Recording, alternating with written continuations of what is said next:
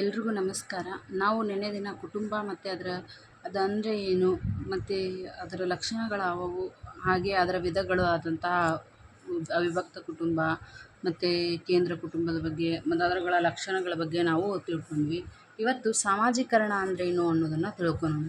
ಏನಿದು ಸಾಮಾಜೀಕರಣದ ಅರ್ಥ ಅಂತಂದ್ರೆ, ನೋಡ್ರಿ, ನಾವು ಮಾನವರಾದಂಥವ್ರು ಆ್ಯಕ್ಚುಲಿ ಎಲ್ಲರಿಗೂ ಕಾಮನ್ನಾಗಿ ನಾವು ಹೇಳ್ತೀವಿ ಮಾನವ ಸಮಾಜ ಜೀವಿ ಅಂತಂದು ಹೇಳಿ. ಏನಂತೀವಿ ರೀ? ಮಾನವ ಸಮಾಜ ಜೀವಿ ಅಂತ. ನೋಡ್ರಿ, ನಾವು ಶಿಶುವಾಗಿ ಹುಟ್ಟಿದ ತಕ್ಷಣ ಕೇವಲ ಒಂದು ಜೀವಿಯಾಗಿ ಅಥವಾ ಪ್ರಾಣಿಯಾಗಿ ಇರ್ತೀವಿ. ಆದರೆ ಅದರ ನಂತರ ಏನೈತಲ್ಲ, ಈ ಸಮಾಜದ ಜೀವಿಯಾಗಿ ನಾವೇನಂದ್ರೆ ರೂಪುಗೊಳ್ಳಕ್ಕೆ ಟ್ರೈ ಮಾಡ್ತಿರ್ತೀವಿ ರೀ. ನೋಡ್ರಿ, ಈ ಸಾಮಾಜಿಕ ವರ್ತನೆಗಳ ಜೊತೆ ನಾವೇನಂದ್ರೆ ಕಲಿಕೆಯನ್ನು ಸ್ಟಾರ್ಟ್ ಮಾಡ್ತೀವಿ. ಹಾಗಾಗಿ ಕಲಿಕೆ ಸ್ಟಾರ್ಟ್ ಮಾಡ್ತಾ ನಾವೇನು ಮಾಡ್ತೀವಿ ಅಂದ್ರೆ ಸಾಮಾಜಿಕ ವ್ಯಕ್ತಿಯಾಗಿ ನಾವು ರೂಪುಗೊಳ್ತೀವಿ.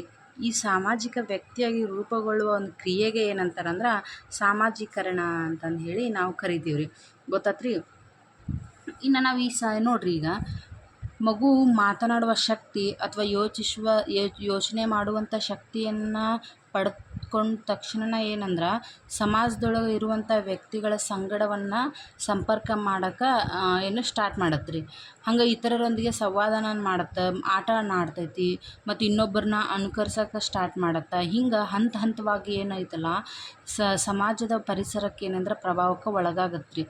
ನಾವು ಈಗ ಕಾಮನ್ನಾಗಿ ಇದನ್ನು ಸಾಮಾಜೀಕರಣ ಅಂತ ಅಂದ್ರೆ ಏನಂದ್ರೆ, ಸಮಾಜದ ಜೀವಿಗಳಲ್ಲಿ ಪರಸ್ಪರ ಅವಲಂಬನೆ ಉಂಟಾಗಿ ಅವರೆಲ್ಲರೂ ತಮ್ಮ ತಮ್ಮ ಕರ್ತವ್ಯ ಮತ್ತು ಜವಾಬ್ದಾರಿಗಳನ್ನು ಅರಿತು ಜೀವಿಸುವ ಕ್ರಮಬದ್ಧ ಪ್ರಕ್ರಿಯೆ. ನೋಡ್ರಿ, ಈ ಸಮಾಜದ ಜೀವಿಗಳಲ್ಲಿ ಅಂದರೆ ನಾವು ಕೂಡ ಬರ್ತೀವಿ. ಪರಸ್ಪರ ಅವಲಂಬನೆ ಉಂಟಾಗಿ ಅಂದರೆ ಇನ್ನೊಬ್ಬರ ಮೇಲೆ ಮಾತನಾಡೋದಾಗಿರ್ಬೋದು, ಇನ್ನೊಬ್ಬರ ಜೊತೆ ನಾವು ಅವರ ವ್ಯಕ್ತಿಗಳ ಜೊತೆ ನಾವು ಸಂಪರ್ಕವನ್ನು ಬೆಳೆಸ್ಕೊಳ್ಳೋದಾಗಿರ್ಬೋದು.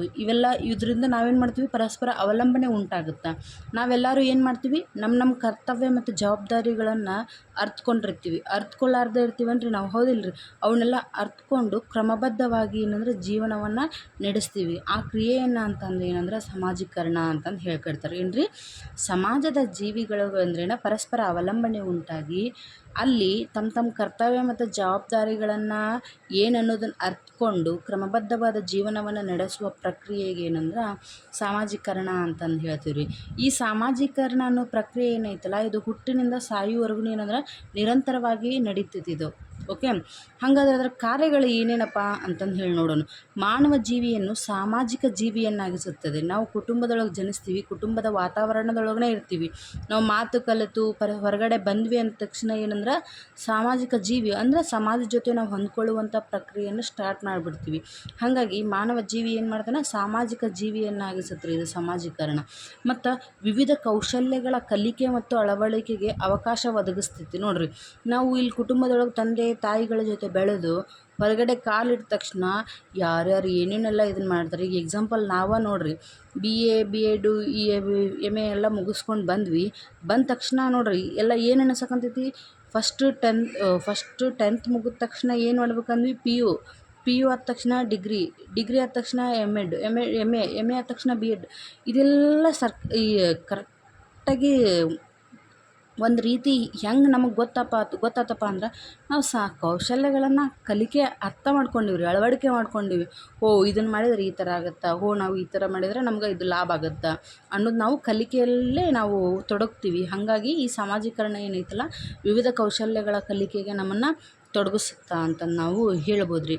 ಇದು ಮತ್ತೇನು ಮಾಡ್ತೈತಂದ್ರೆ ಸಾಮಾಜಿಕ ಸಂಬಂಧಗಳನ್ನು ಬೆಳೆಸ್ತೈತಿ ಮತ್ತು ಸಾಮಾಜಿಕ ವ್ಯವಸ್ಥೆಗೆ ಬದ್ಧತೆ ಮತ್ತು ಬೆಂಬಲವನ್ನು ನೀಡ್ತೈತಿ. ನೋಡ್ರಿ, ಇತರರೊಡನೆ ನಾವು ಹೊಂದ್ಕೊಳ್ಳುವಂಥ ಪ್ರಕ್ರಿಯೆ ಏನೈತಲ್ಲ, ಸಂಪರ್ಕವನ್ನು ಬೆಳೆಸ್ಕೊಂಡು ನಾವೇನು ಸಂಬಂಧಗಳನ್ನು ಬೆಳೆಸುವಂಥ ಪ್ರಕ್ರಿಯೆಗೆ ಈ ಸಾಮಾಜೀಕರಣ ಮಾಡ್ತೈತಿ ಅಂತ.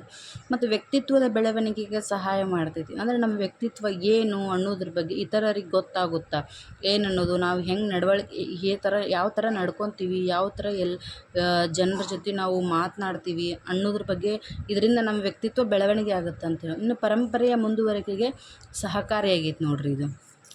ನೋಡಿದ್ರಲ್ಲ, ಇದು ಸಾಮಾಜೀಕರಣದ ಕಾರ್ಯಗಳು ಅಂತ ನಾವು ನೋಡ್ಬೋದು ರೀ. ಇನ್ನು ಸಾಮಾಜೀಕರಣದ ನಿಯೋಗಗಳು ಅಥವಾ ಸಾಧನಗಳು ಏನು? ಇವು ನಿಯೋಗಗಳು ಸಾಧನಗಳು ಅಂತಂದ್ರೆ ಇದಕ್ಕೇನಂದ್ರೆ ನಿಯೋಗಗಳು ಮತ್ತು ಸಾಧನಗಳ ಬದಲು ಇದರ ಮೇಲೆ ಪ್ರಭಾವ ಬೀರುವ ಅಂಶಗಳನ್ನು ನಾವು ನೋಡ್ಕೋಬೇಕು.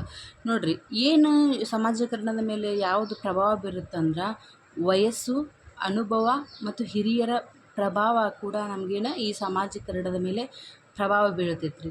ಮತ್ತು ಇನ್ನೊಂದಾಗಿ ಏನು ಇದು ಮಾಡ್ತಂದ್ರೆ ಸಮವಯಸ್ಕರು ಉಂಟು ಮಾಡುವ ಪ್ರಭಾವ ಅಂದ್ರೆ ಸಹಚರರು, ನಮ್ಮ ಫ್ರೆಂಡ್ಸ್ ಎಲ್ಲ ಅವರು ಕೂಡ ನಮಗೆ ಸಾಮಾಜೀಕರಣದ ಮೇಲೆ ಪ್ರಭಾವ ಬೀಳುತ್ತೆ. ಏನಂದ್ರೆ ಮೊದಲನೇದಾಗಿ ಏನು ಬೀಳುತ್ತೆ ರೀ, ವಯಸ್ಸು ಪ್ರಭಾವ ಬೀರ್ತೈತಿ.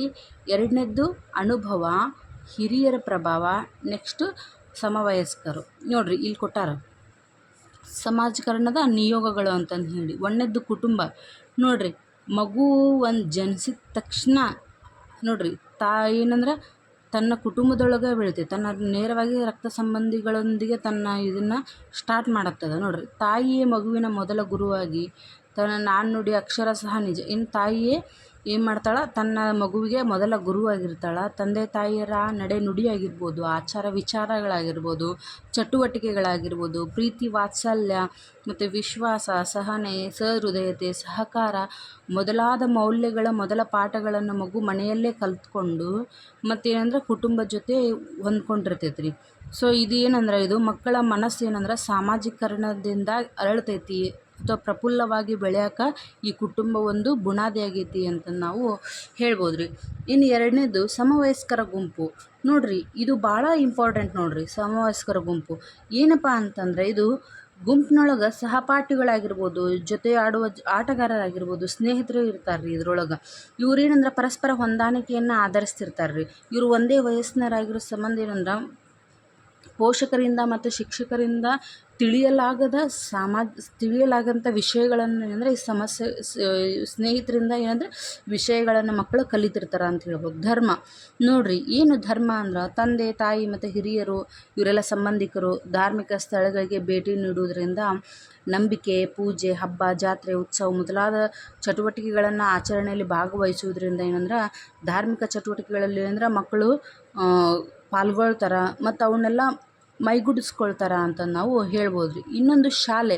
ನೋಡಿರಿ, ಇದು ಭಾಳ ಮಹತ್ವದ ಪಾತ್ರವನ್ನು ವಹಿಸ್ತೈತೆ ರೀ ಶಾಲೆ. ಯಾಕಂದ್ರೆ ಶಾಲೆಯೊಳಗೆ ಏನಂದ್ರೆ ಶಿಕ್ಷಣ ಪ್ರಭಾವ ಏನೈತಲ್ಲ ಮಕ್ಕಳ ಮೇಲೆ ಜಾಸ್ತಿ ಬೀಳ್ತೈತೆ ರೀ. ಇದರಿಂದ ವ್ಯಕ್ತಿತ್ವದ ಪ್ರಭಾವಕ್ಕೆ ಏನಂದ್ರೆ ಮಕ್ಕಳು ಒಳಪಡ್ತಾರೆ ಅಂತಂದು ಹೇಳ್ಬೋದು ರೀ. ಈ ಶಿಕ್ಷಣದಿಂದ ಮಗುವಿಗೆ ಸಮಾಜದೊಳಗೆ ಹೆಂಗೆ ವರ್ತನೆ ಮಾಡಬೇಕು, ಯಾವ ರೀತಿ ಜ್ಞಾನವನ್ನು ರೂಪಿಸ್ಕೋಬೇಕು, ಅನುಭವಗಳನ್ನು ಪಡ್ಕೋಬೇಕು ಅನ್ನೋದನ್ನು ಮಕ್ಕಳು ಈ ಶಾಲೆಯೊಳಗೆ ಕಲಿತಾರೆ ರೀ ಅಂತಂದು ಹೇಳ್ಬೋದು ರೀ. ನೋಡಿರಿ, ಈ ಶಾಲೆಯೊಳಗೆ ಶಿಕ್ಷಕರು ಏನೈತಲ್ಲ ಮಕ್ಕಳಿಗೆ ಸನ್ನಡತೆಯನ್ನು, ಸದ್ಭಾವನೆಯನ್ನು, ಸಮಾನತೆಯನ್ನು ಮುಂತಾದ ನಡೆನುಡಿಗಳನ್ನು ಮಕ್ಕಳಿಗೆ ಶಿಕ್ಷಕರು ಕಲಿಸ್ಕೊಡ್ತಾರೆ ರೀ. ಇನ್ನು ಸಮೂಹ ಮಾಧ್ಯಮಗಳು. ನಿಮಗೆ ಗೊತ್ತೈತಿ ಸಮೂಹ ಮಾಧ್ಯಮಗಳು ಈಗಿನ ಕಾಲದೊಳಗೆ ಎಷ್ಟು ಪ್ರಭಾವ ಬೀರ್ತಿದೆ ಅಂತಂದು ಹೇಳಿ. ನೀವು ಎಲ್ಲರೂ ಕೂಡ ನೋಡಿರಿ, ನಾವು ಈಗ ನೋಡ್ತಿರೋದು ಎಲ್ರಿ ವಿಡಿಯೋ ಮೂಲಕ ಯೂಟ್ಯೂಬ್ನಲ್ಲಿಗೆ ನೋಡ್ತಿದ್ವಿ. ಸೊ ಹಾಗಾಗಿ ಸಮೂಹ ಮಾಧ್ಯಮ ಅನ್ನೋದು ಇತ್ತೀಚೆಗೆ ಈಗಿನ ಕಾಲದೊಳಗಂತೂ ತುಂಬಾ ಪ್ರಭಾವ ಬೀರಿದೆ ಅಂತ ನಾವು ಹೇಳ್ಬೋದು ರೀ. ಏನು ಸಮೂಹ ಮಾಧ್ಯಮಗಳಂದ್ರೆ ಅದೇ ಬೀದಿ ನಾಟಕಗಳಾಗಿರ್ಬೋದು, ಜಾಹೀರಾತುಗಳಾಗಿರ್ಬೋದು, ರೇಡಿಯೋ ಕಾರ್ಯಕ್ರಮಗಳು, ಕತೆ, ಕವನ, ಕಾದಂಬರಿ, ನಾಟಕ, ನೃತ್ಯ ರೂಪಕ, ಸಂಗೀತ, ಈ ರೀತಿ ಇವುಗಳೆಲ್ಲ ಏನಂದ್ರೆ ಸಮೂಹ ಮಾಧ್ಯಮಗಳೊಳಗೆ ಬರ್ತಾವೆ ನೋಡಿರಿ. ಇನ್ನು ನೆರೆಹೊರೆಗಳು ಅಂದ್ರೆ ಅಕ್ಕಪಕ್ಕದವರು ಅಂತಂದು ಅರ್ಥ. ನೋಡಿರಿ, ಅಕ್ಕಪಕ್ಕದವ್ರು ಏನಂದ್ರೆ ಇವ್ರೇನಂದ್ರೆ ಗಾತ್ರ ಚಿಕ್ಕದಾಗಿರ್ತೈತೆ, ಆದ್ರೆ ಅಲ್ಲಿನ ಜನರೇನ ಪರಸ್ಪರ ಸಂಬಂಧ ಹೊಂದಿರ್ತಾರೆ ರೀ. ಹಾಗಾಗಿ ಸ್ಥಳೀಯವಾಗಿ ವಾಸಿಸೋ ಜನರು ಏನೈತಲ್ಲ ಹಲವಾರು ರೀತಿಯಾಗಿರುವಂಥ ಅಗತ್ಯ ಸಹಕಾರವನ್ನು ಮಾಡ್ತಿರ್ತಾರೆ ರೀ. ಇದರಿಂದ ಕಷ್ಟ ಸುಖ ಆಗಿರ್ಬೋದು, ಸಂತೋಷ ಆಗಿರ್ಬೋದು, ಸಮಾರಂಭ ಮುಂತಾದವುಗಳನ್ನು ಪರಸ್ಪರ ಹಂಚಿಕೊಂಡು ಒಂದೇ ಕುಟುಂಬದವರಂತೂ ಜೀವಿಸ್ತಿರ್ತಾರೆ. ಹಾಗಾಗಿ ಇದರಿಂದ ಆಸಕ್ತಿ, ಅಭಿರುಚಿ, ಹಬ್ಬ, ಜಾತ್ರೆ, ವಿವಾಹ ಇಂಥ ಎಲ್ಲ ಸಂದರ್ಭದೊಳಗೆ ಒಬ್ರಿಗೊಬ್ರು ಸ್ಪಂದಿಸ್ತಿರ್ತಾರೆ ರೀ. ಇದರಿಂದ ಕೂಡ ಸಾಮಾಜೀಕರಣ ಉಂಟಾಗುತ್ತಾ ಅಂತ ನಾವು ಹೇಳ್ಬೋದು ರೀ. ನೋಡಿರಿ, ಈ ಸಾಮಾಜೀಕರಣದೊಳಗೆ ಇನ್ನೊಂದು ನೋಡಿರಿ, ಲಿಂಗ ಹಾಗೂ ಸಾಮಾಜೀಕರಣ ಅಂತಂದು ಬಂತಂದ್ರೆ ನೋಡಿರಿ, ಏನಿದು ನಮಗಂತೂ ಈಗ ಗೊತ್ತಾಗೈತೆ ರೀ. ಏನಂದ್ರೆ ಸಾಮಾಜೀಕರಣ ಅದು ಪ್ರತಿ ಜೀವಿಗೂ ಅವಶ್ಯಕವಾಗೈತಿ ಅಂತಂದು ಹೇಳ್ಬೇಕು. ಹೇಳ್ತೀವಿ. ಆದರೆ ಎಲ್ಲ ಕುಟುಂಬದೊಳಗೂ ಇದು ಒಂದೇ ಥರ ಆಗಿರೋದಿಲ್ಲ ರೀ. ನೋಡಿರಿ ಹೆಂಗಂದ್ರೆ ತಂದೆ ತಾಯಿಗಳ ಆಚಾರ ವಿಚಾರಗಳು ಬೇರೆ ಆಗಿರ್ತೈತಿ, ಶೈಕ್ಷಣಿಕ ಮಟ್ಟ ಒಬ್ಬೊಬ್ರದ್ದು ಕಡಿಮೆ ಇದ್ರೆ ಒಬ್ರದ್ದು ಜಾಸ್ತಿ ಆಗಿರ್ತೈತಿ. ಹಿಂಗೆ ಒಬ್ರೊಬ್ರ ಆಸೆ ಆಕಾಂಕ್ಷೆಗಳು ಬೇರೆ ಇರ್ತಾವೆ, ಅಭಿರುಚಿಗಳು ಬೇರೆ ಆಗಿರ್ತಾವೆ. ಹಿಂಗೆ ಸಾಮಾಜೀಕರಣದ ಪ್ರಕ್ರಿಯೆಗಳು ನೀವು ಪ್ರಭಾವ ಬೀಳ್ತಾವೆ ಅಂತಂದು ನಾವು ಹೇಳ್ಬೋದು ರೀ. ಈ ಸಾಮಾಜೀಕರಣದೊಳಗೆ ಹೆಣ್ಣಿಗಿನ ಬೇರೆ ರೀತಿ ಇದು ಇದ್ರೆ ಗಂಡು ಮಗನಿಗೆ ಏನೋ ಬೇರೆ ರೀತಿಯಾದಂತಹ ರೂಲ್ಸ್ಗಳು ಇರ್ತಾವೆ ರೀ. ಏನಪ್ಪ ಅಂತಂದ್ರೆ ನೋಡಿರಿ,